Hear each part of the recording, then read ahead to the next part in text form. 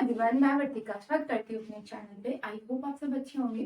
तो आज हमारी फर्स्ट क्लास होगी इंटरव्यू से रिलेटेड, जिसमें मैं आपको ब्लैक बोर्ड एंट्री और उसके अलावा कुछ टिप्स के बारे में बताऊंगी जो आपको पता होना चाहिए कि ब्लैक बोर्ड पे पढ़ाते टाइम पे आपको कैसे रिएक्ट करना है या फिर कैसे क्या चीज़ें नोटिस की जाएंगी इंटरव्यूअर के द्वारा।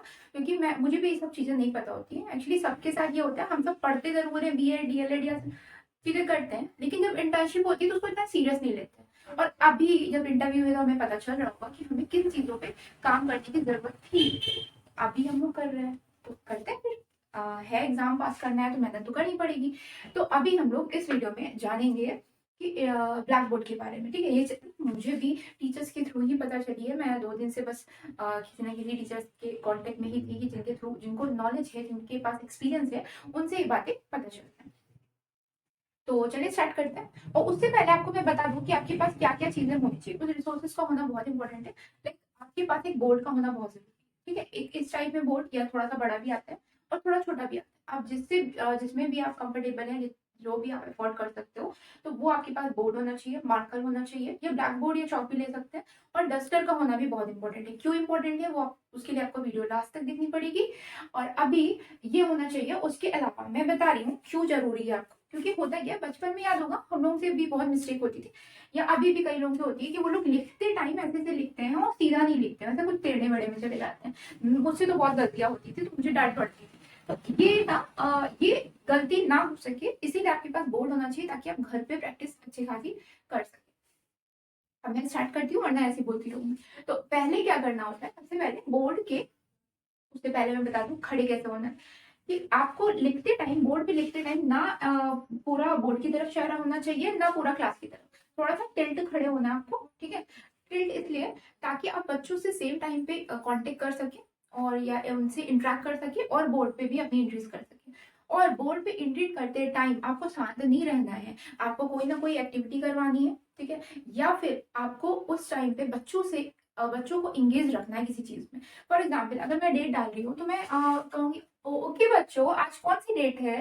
तो इस टाइप में अगर मैंने यहाँ पे डेट, और डेट लिखने का भी एक तरीका होता है। डेट लिखने का तरीका ये है कि आपको टेढ़े नहीं लिखना होता, स्ट्रेट में ही लिखना होता है। सीधा लिखेंगे, ये डेट हुआ।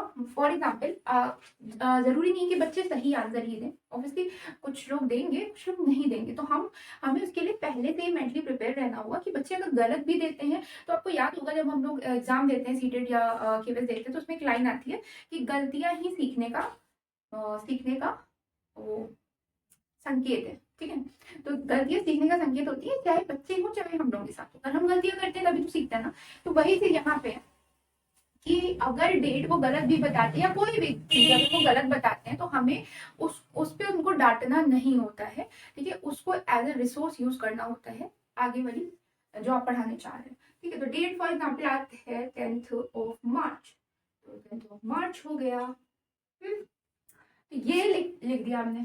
अब इधर आता है आपका जो लेफ्ट साइड होता है, लेफ्ट साइड पे, बोर्ड के लेफ्ट साइड पे आपको क्लास लिखनी होगी। तो और एक और चीज, अभी तो मैं थोड़ा सा कंफर्टेबल नहीं हूँ, तो इसी वजह से। अदरवाइज आपको क्या करना है, आपको पूरा जब बीच में पढ़ाते हैं तो उस टाइम पे उसको पूरा कवर नहीं करना होता है, जो कि मैंने बताया। थोड़ा सा साइड से ही करना होता है। तो फॉर एग्जाम्पल मैं यहाँ लिख रही हूँ, तो यहाँ पे आपको क्लास लिखना है। क्लास कौन सी है, तो मान लीजिए क्लास फर्स्ट है, और फिर कौन सा पीरियड है ये लिखना होता है। तो मान लीजिए सेकेंड। ठीक, तो यहाँ पे ये पड़ता है। सेंटर में आपको सब्जेक्ट डालना होता है। ये हो गया सब्जेक्ट। फॉर एग्जाम्पल अभी मैं सब्जेक्ट पढ़ाऊंगी हिंदी, तो यहाँ पे हिंदी। जो यहाँ पे सिर्फ मैं इंट्रो दे रही हूँ कि कैसे आपको करना है। नेक्स्ट होपफुली नेक्स्ट जो क्लास होगी उसमें मैं कुछ पढ़ा के दिखाऊंगी, ताकि आपको आइडिया लगे कि कैसे करना।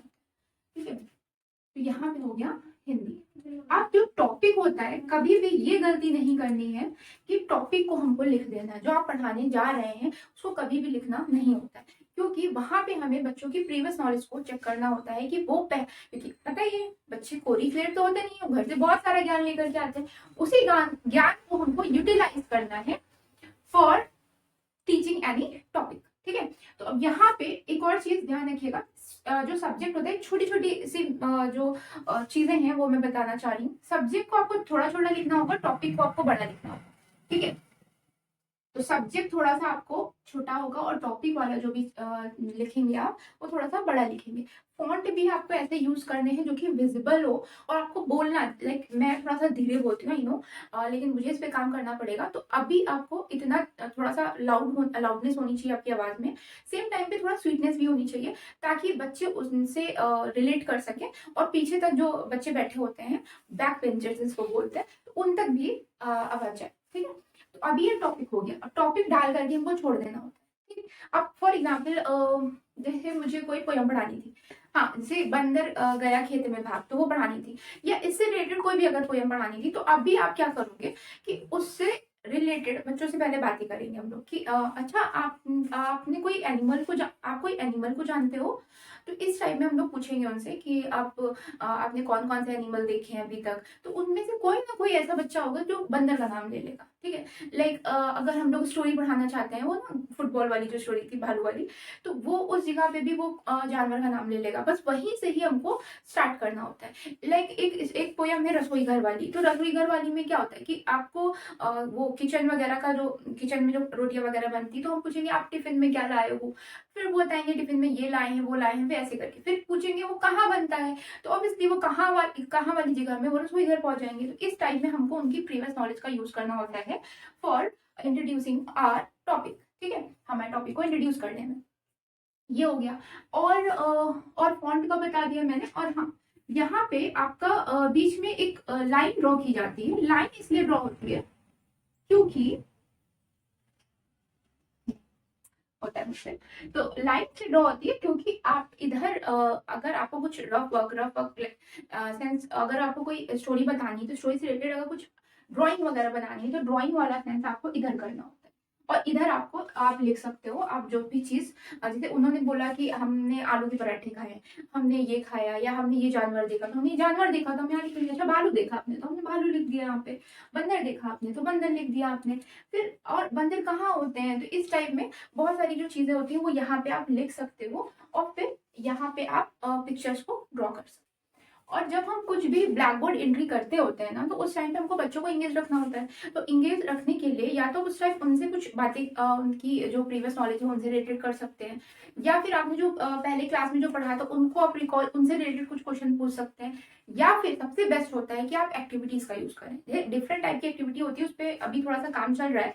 तो अगर वो सारी एक्टिविटीज, जो डिफरेंट डिफरेंट टाइप की एक्टिविटीज होती हैं, उनके थ्रू आप बच्चों को इंगेज रख सकते हैं, जिससे वो बोरियत भी महसूस नहीं करेंगे और एंजॉय भी करेंगे आपकी क्लास को।